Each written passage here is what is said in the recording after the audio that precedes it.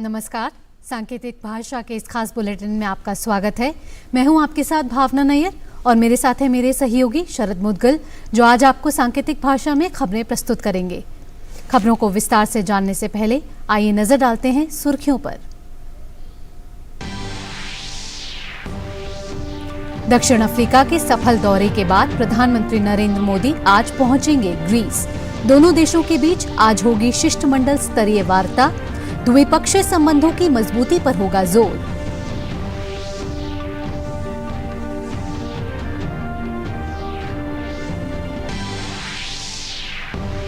प्रधानमंत्री आज एथेंस में बिजनेस लीडर्स से करेंगे मुलाकात। भारतवंशियों को भी करेंगे संबोधित। 40 साल में ग्रीस की यात्रा पर जाने वाले पहले भारतीय पीएम हैं नरेंद्र मोदी।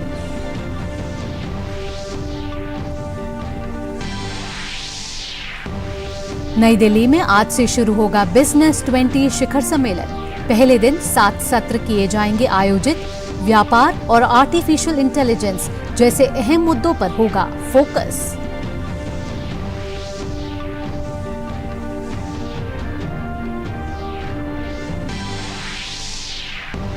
जयपुर में G20 व्यापार और मंत्री स्तरीय बैठक और वाराणसी में G20 संस्कृति कार्य समूह की चौथी बैठक आज हो रही है संपन्न। बैठकों में निवेश और सांस्कृतिक धरोहर सहित कई विषयों पर मंथन।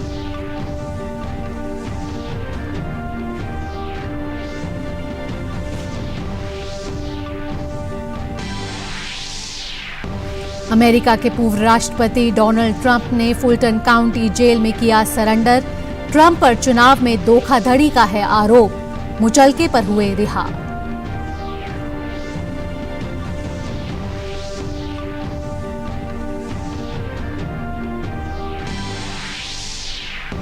और विश्व एथलेटिक्स चैंपियनशिप में ओलंपिक स्वर्ण पदक विजेता नीरज चोपड़ा आज क्वालिफायर मैच से करेंगे अपने अभियान की शुरुआत। वहीं पहली बार विश्व एथलेटिक्स चैंपियनशिप में हिस्सा ले रही मनु डीपी और किशोर जेना की फाइनल में जगह बनाने पर होगी नजर। और आइए अब नजर डालते हैं खबरें विस्तार से। प्रधानमंत्री नरेंद्र मोदी दक्षिण अफ्रीका के जोहान्सबर्ग में ब्रिक्स शिखर सम्मेलन में भाग लेने के बाद आज ग्रीस पहुंच रहे हैं। प्रधानमंत्री नरेंद्र मोदी भारत के पहले प्रधानमंत्री हैं जो 40 साल में ग्रीस की यात्रा करेंगे। प्रधानमंत्री मोदी जब ग्रीस की राजधानी एथेंस पहुंचेंगे तो वहां उनका भव्य तरीके से स्वागत किया जाएगा। प्रधानमंत्री मोदी का यह दौरा काफी व्यस्त रहने वाला है। ग्रीस दौरे में प्रधानमंत्री मोदी सबसे पहले अज्ञात सैनिकों की समाधि स्थल पर पुष्पांजलि अर्पित करने जाएंगे। वहीं ग्रीस के प्रधानमंत्री के साथ प्रतिनिधिमंडल स्तर की वार्ता भी करेंगे। प्रधानमंत्री मोदी की ग्रीस यात्रा के दौरान दोनों पक्ष व्यापार और निवेश के विस्तार के साथ ही बुनियादी ढांचे के सहयोग, जहाज निर्माण, उद्योग में सहयोग को और गहरा और विस्तारित करने पर विचार करेंगे। दोनों प्रधानमंत्री पिछली बार सितंबर 2019 में UNGA के मौके पर न्यूयॉर्क में मिले थे। अपनी ग्रीस यात्रा के दौरान प्रधानमंत्री मोदी दोनों देशों के बिजनेस लीडर से मुलाकात के साथ ही यहां रह रहे भारतवंशियों को भी संबोधित करेंगे। प्रधानमंत्री नरेंद्र मोदी की इस यात्रा को लेकर ग्रीस में मौजूद भारतवंशी काफी उत्साहित हैं। गौरतलब है कि ग्रीस नाटो का सदस्य होने के साथ साथ यूरोप और यूरोपीय संघ के बाजार का प्रवेश द्वार भी है। इसके साथ ही एशिया, यूरोप और अफ्रीका के लिए भी विशेष रणनीतिक स्थान पर भी स्थित है।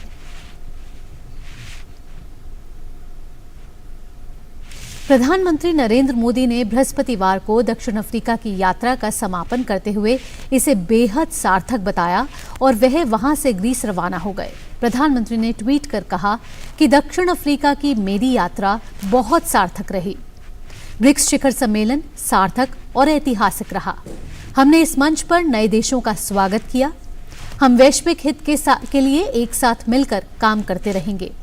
आतिथ्य सरकार के लिए दक्षिण अफ्रीका के राष्ट्रपति सिरिल रामाफोसा, उनकी सरकार और लोगों का आभार। बिजनेस 20 शिखर सम्मेलन आज से नई दिल्ली में शुरू होगा। 3 दिवसीय सम्मेलन के दौरान केंद्रीय मंत्री निर्मला सीतारमण, धर्मेंद्र प्रधान, डॉक्टर एस जयशंकर, भारत के G20 शेर्पा अमिताभ कांत, विभिन्न देशों के व्यापार मंत्री और कारोबार जगत के शीर्ष नेता वैश्विक स्तर पर व्यवसायों से संबंधित मुद्दे पर विचार विमर्श करेंगे। प्रधानमंत्री नरेंद्र मोदी 27 अगस्त को विशेष सत्र में मुख्य अतिथि होंगे। शिखर सम्मेलन के पहले दिन 7 सत्र आयोजित किए जाएंगे। इनमें बिजनेस 20 भारत की प्राथमिकताएं और दुनिया के लिए भारत सुझाव, वैश्विक प्राथमिकताएं, व्यापार और समाज के लिए आर्टिफिशियल इंटेलिजेंस, अवसर और विनियम, समायोजी वैश्विक व्यापार के लिए समावेशी वैश्विक मूल्य श्रृंखला और व्यापार मंत्रियों के सत्र शामिल हैं। टाटा सन्स के कार्यकारी अध्यक्ष और B20 इंडिया के अध्यक्ष एन चंद्रशेखरन कई वैश्विक और शीर्ष भारतीय कारोबारी सम्मेलन में भाग लेंगे। बिजनेस 20 शिखर सम्मेलन उत्तरदायी, त्वरित, अभिनव, टिकाऊ और न्याय संगत व्यवसाय के विषय पर आधारित है। और बुलेटिन में वक्त हो चला है एक छोटे से ब्रेक का।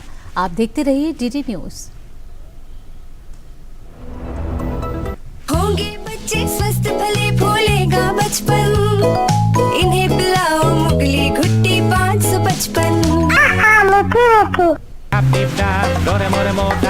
You got to be careful. बारिश है, सड़कें बदलेंगी। Switch to Seat. बेटा change soon. It's monsoon. 20,000। 10। Okay. दोनों? नो 10 का 1।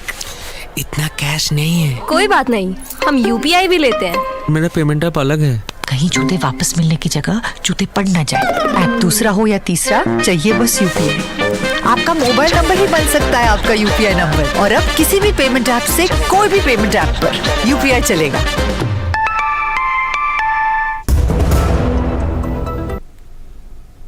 ब्रेक के बाद आपका इस खास बुलेटिन में स्वागत है। खबरें के सिलसिले को आगे बढ़ाते हैं। जयपुर में जारी G20 व्यापार और मंत्री स्तरीय बैठक का आज अंतिम दिन है। मंत्रियों की बैठक का पहला दिन की चर्चा वैश्विक विकास और समृद्धि के लिए बहुपक्षीय व्यापार विषय पर केंद्रित रही, जिसमें विकासशील देशों के लिए व्यापार कैसे काम कर सकता है और विश्व व्यापार संगठन में सुधारों पर विचारों का आदान प्रदान हुआ। बैठक का दूसरा सत्र समावेशी और मजबूत व्यापार और जुझारू वैश्विक मूल्य श्रृंखलाओं के मुद्दों और विश्व व्यापार में सूक्ष्म, लघु और मझौले उद्योगों को एकीकृत करने पर केंद्रित था। वाणिज्य एवं उद्योग मंत्री पीयूष गोयल ने G20 मंत्रियों के बीच व्यापार से संबंधित सभी मुद्दों पर व्यापक सहमति बनने का भरोसा जताया। भारत की G20 की अध्यक्षता में वाराणसी में आयोजित संस्कृति कार्य समूह की चौथी बैठक का आज अंतिम दिन है। कल G20 सदस्यों और अंतर्राष्ट्रीय संगठनों के प्रतिनिधियों के साथ मसौदा घोषणा पर चर्चा हुई। इसके अलावा बैठक में मौजूद सभी प्रतिनिधियों ने भारतीय अंतरिक्ष अनुसंधान संगठन की असाधारण उपलब्धि की सराहना की। उद्घाटन सत्र के बाद आगामी संस्कृति मंत्रियों की बैठक के लिए संस्कृति मंत्रियों की घोषणा के मसौदे पर चर्चा हुई। वाराणसी में चल रही इस 3 दिवसीय बैठक का लक्ष्य संस्कृति विकास और सहसंबंध को केंद्र में रखते हुए कार्रवाई योग्य परिणामों पर पहुंचना है। और अब बात अंतर्राष्ट्रीय खबर की। अमेरिका के पूर्व राष्ट्रपति डोनाल्ड ट्रंप पर चुनावी धोखाधड़ी मामले में कानूनी शिकंजा कसता जा रहा है। ट्रंप चुनावी धांधली मामले में सरेंडर करने के लिए आज जॉर्जिया जेल पहुंचे, जहां उन्हें गिरफ्तार कर लिया गया। हालांकि कुछ देर बाद ट्रंप को बॉन्ड पर रिहा भी कर दिया गया। फुलटन काउंटी जेल में ऐतिहासिक रूप से पहली बार एक पूर्व अमेरिकी राष्ट्रपति का मग शॉट लिया गया। ट्रंप ने गिरफ्तारी के बाद और फुलटन काउंटी जेल से बॉन्ड पर रिहा होने के बाद पत्रकारों से कहा कि मैंने कुछ भी गलत नहीं किया।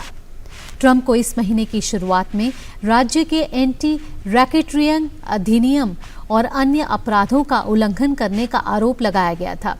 फुलटन काउंटी अभियोजन मार्च के बाद से ट्रंप के खिलाफ चौथा आपराधिक मामला है। ट्रंप और 18 अन्य लोगों के खिलाफ जॉर्जिया चुनाव में गड़बड़ी करने और चुनाव नतीजों को पलटने की कोशिश के आरोप में बीते हफ्ते ही आरोप तय किए गए थे। गुरुवार ही ट्रंप के शासनकाल में व्हाइट हाउस के चीफ ऑफ स्टाफ रहे मार्क मीडोज ने चुनावी धांधली मामले में जॉर्जिया के जेल अधिकारियों के सामने सरेंडर किया। डोज पर जॉर्जिया में चुनाव परिणाम पलटने की साजिश करने का आरोप है। और वक्त हो चला एक और ब्रेक का। आप जुड़े रहिए डीडी न्यूज के साथ। होंगे बच्चे स्वस्थ भले फूलेगा बचपन, इन्हें पिलाओ मुगली घुट्टी 555। ब्रेक के बाद आपका स्वागत है। अब बात करते हैं खेल से जुड़ी खबरों की। हंगरी के बुडापेस्ट में चल रहे विश्व एथलेटिक्स चैंपियनशिप में आज ओलंपिक स्वर्ण पदक विजेता नीरज चोपड़ा अपने अभियान की शुरुआत करेंगे। आज खेले जाने वाले क्वालिफिकेशन राउंड में नीरज के साथ साथ भारत के मनु डीपी और किशोर जैना फाइनल में जगह बनाने के इरादे से मैदान पर उतरेंगे। क्वालिफिकेशन राउंड टॉप 12 में रहने वाले एथलीट को फाइनल में जगह मिलेगी। प्रतियोगिता का फाइनल मैच 27 अगस्त को खेला जाएगा।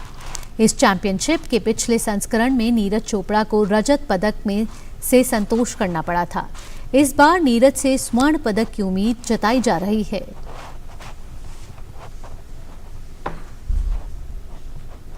वहीं विश्व बैडमिंटन चैंपियनशिप के पुरुष एकल स्पर्धा के क्वार्टर फाइनल में आज भारत के एच.एस. प्रणॉय का सामना डेनमार्क के विक्टर एक्सेलन से होगा। वहीं पुरुष युगल स्पर्धा के क्वार्टर फाइनल में चिराग शेट्टी और सात्विक साईराज की भारतीय जोड़ी आज डेनमार्क की जोड़ी के सामने अपनी चुनौती पेश करेगी। नॉर्वे के मैक्सन कार्लसन ने फीडे विश्व कप का खिताब जीत लिया है। संघर्षपूर्ण फाइनल में कार्लसन ने भारत के आर प्रज्ञानंदा को हराने में सफलता पाई। कार्लसन ने आर प्रज्ञानंदा को टाई ब्रेकर से शिकस्त दी। ये पहला मौका है जब कार्लसन ने फीडे विश्व कप का खिताब अपने नाम किया है। फाइनल में उन्हें भारतीय खिलाड़ी से कड़ी टक्कर मिली। इन दोनों खिलाड़ियों के बीच क्लासिकल के पहले दोनों मैच बराबरी पर समाप्त हुए थे। टाई ब्रेकर के पहले गेम में कार्लसन ने जीत हासिल की। 18 साल का प्रज्ञानंदा को भले ही उपविजेता से संतोष करना पड़ा हो, लेकिन उन्होंने पूरी प्रतियोगिता के दौरान शानदार खेल खेला। और बुलेटिन में फिलहाल इतना ही। आप जुड़े रहिए डीडी न्यूज के साथ। नमस्कार।